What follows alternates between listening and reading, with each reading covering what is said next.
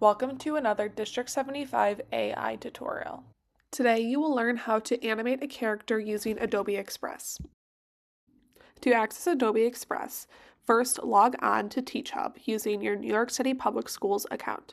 Adobe Express is IRMA and New York City Public Schools approved. From the homepage, search for Adobe Express, then click on the Adobe Express icon. From here, you'll be automatically logged in. From the home page here, you'll see all the tools to create, teach, and edit.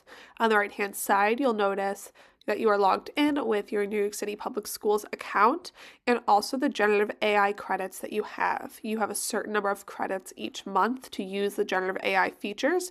If you have any questions, please reach out to someone on our team and we can help you out in understanding those credits.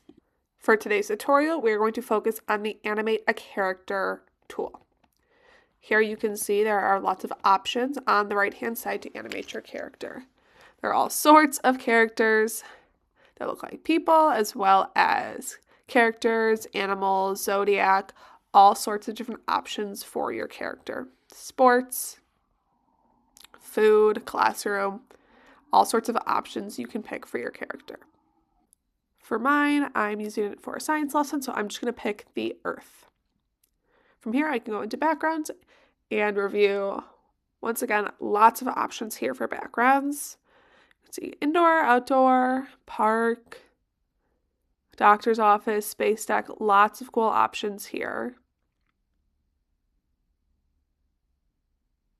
Clouds, night sky, colors. I'm going to pick space.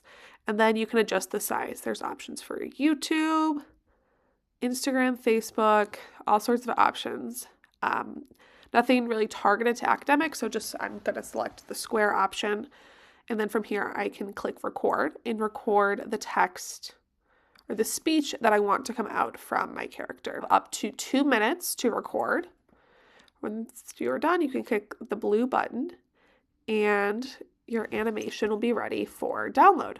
Once your animation is ready, you can review it on the Adobe website and then click the blue download button. Here you can download it to your desktop, to your computer. Here I'm just checking, changing the download to my desktop and changing the name as well for the download. From here, I'm going to save the file into my Google Drive. Then going into the lesson, I want to add the voiceover into. Going into that, click Insert Video from Drive, then searching for the title. Then I'm able to upload the animation into my slide for instruction.